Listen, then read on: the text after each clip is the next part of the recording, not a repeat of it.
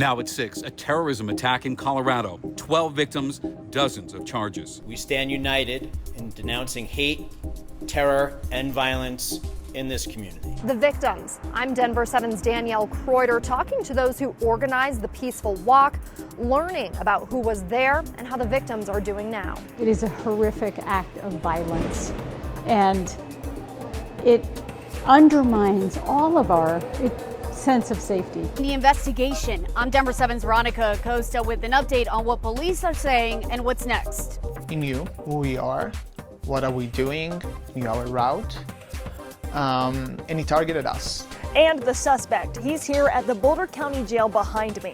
I'm investigative reporter Natalie Chuck with the latest details on his court appearance, his charges, and the suspect's immigration status. Denver 7 in Boulder tonight, hearing from the community in the wake of tragedy and getting answers on the fight for justice. Denver 7 News at 6 starts now.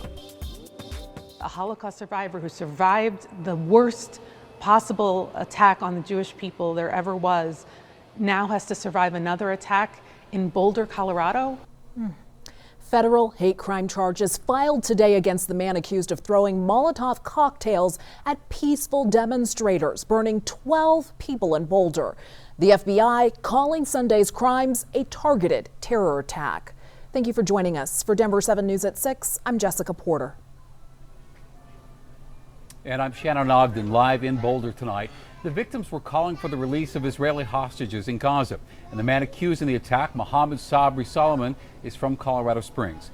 In addition to the federal charges, he is looking at 16 counts of attempted first-degree murder. Now, I'm on the Pearl Street Mall right at 13th Street. This devastating attack happened, in fact, just right there. The assailant threw the incendiary devices from that patch of grass right there onto those people who were just peacefully walking along Pearl Street. Shops and restaurants are back open amid heavier police presence, and people are trickling through, but conversations, as you can imagine, are largely about the attack. And there is an unease. In fact, a skateboarder went down Pearl Street. Skateboarding is not allowed, and a police officer yelled very loudly, "Stop him!" to other officers down the mall. And just a jolt of panic sort of went among the crowd who heard them, again, understandably. But also a very touching scene. Until just recently, a group against anti-Semitism set up right there on the spot where the attack happened just to talk to people. They even brought a dog just to pet. Now, this is a tough time in Boulder. It is a difficult and important story here and across the nation. And we have team coverage for you tonight with multiple crews in Boulder. We're digging into arrest documents to learn more about what prompted this act of terrorism, how state leaders are responding, and the impact this incident is having on the Boulder community and beyond. Denver 7's Veronica Acosta begins that coverage for us tonight. Well, we only learn more and more as the hours go on since that attack. First off, there were 8 people who officials told us were initially injured in that attack yesterday. That has now increased to 12 people. We also know there were 16 unused Molotov cocktails. Those were found just within arm's reach of that suspect when he was arrested. And we also know now that he tried to buy a gun but couldn't. Those local and federal officials making it really clear for us tonight they are working together on this case, both filing charges. I stand with this community and the people of the state of Colorado against hate and terror. And we are united in our commitment, both at the federal level and the state level, in pursuing and securing justice for the victims of this mass attack and for the communities that we serve. And we have learned much more from both those federal and state court documents about the attack on that group demonstrating for the release of Israeli hostages in Gaza. A federal document says the suspect threw 2 lit Molotov cocktails at those demonstrators, yelling "Free Palestine" as he did so. The Molotov cocktails, they did ignite in the crowd. They caused burn injuries to at least 8 of those people who were ultimately injured. Police found a black container with the unlit Molotov cocktails nearby. There was also a backpack weed sprayer with the flammable substance inside. That was also found there. A state arrest affidavit says the suspect used that sprayer as a, quote, makeshift blowtorch. Now, during an interview with law enforcement officials, the suspect said he'd been planning this attack for a year, waiting for one of his children to graduate before carrying it out. He told police he learned to make Molotov cocktails from watching a YouTube video. Officials telling us today that was a deviation from his original plan. He said that he had previously tried to purchase a firearm, but resorted to the Molotov cocktails when he could not purchase a gun because he was not a legal citizen. And the FBI says so far they've interviewed at least 44 witnesses. They've also executed search warrants not only on property, but also vehicles, even digital devices. And when asked if this suspect was on police or even the FBI's radar, both said no during a press conference earlier this afternoon. We're in Boulder tonight. I'm Veronica Acosta, Denver 7. All right, Veronica, thank you very much for your work on this. Solomon also facing federal charges, and we'll get to that in a moment. First, I want to talk about the victims. Now, some had minor injuries. Others had to be treated at the hospital. In fact, 3 at this hour are still receiving medical care. Denver 7's Danielle Kreuter live at UC Health Anschutz Medical Campus, where they're being treated. Danielle? Yeah, one of Colorado's longest running burn centers is right here on this campus. 2 of the victims were flown straight here last night.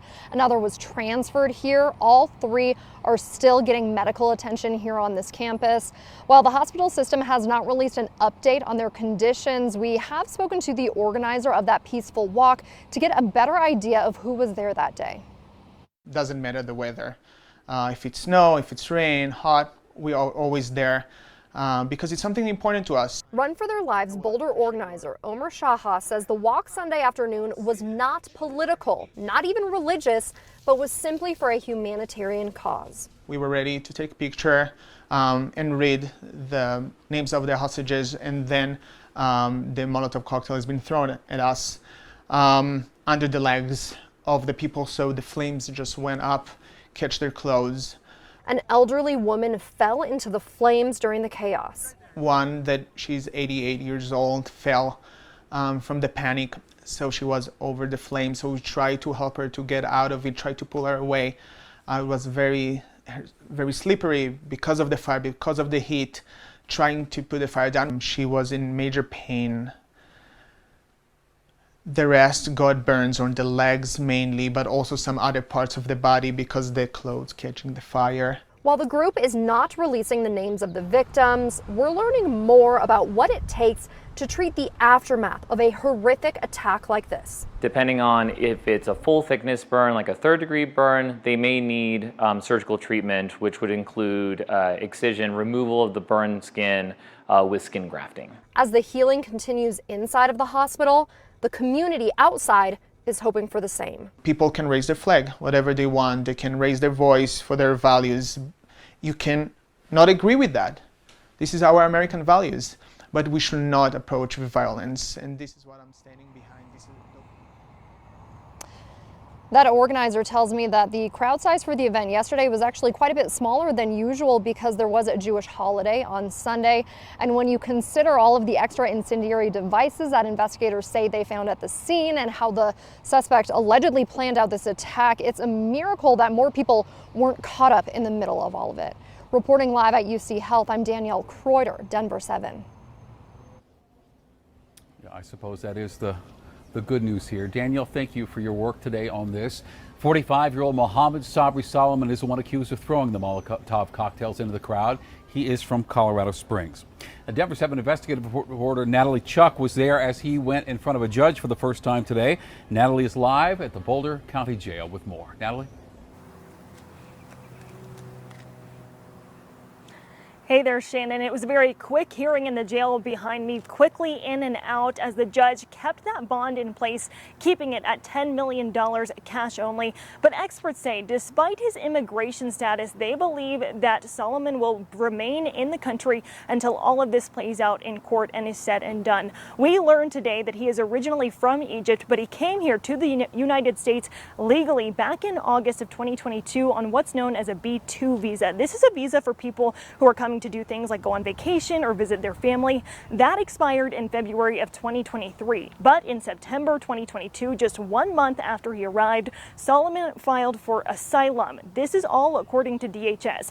Now, they have not confirmed the outcome of his asylum claim. Was it accepted or denied? An immigration attorney I spoke with says this is a standard privacy practice for DHS not to release that information, but it does make a difference on whether he was here legally or not if his asylum status was still pending.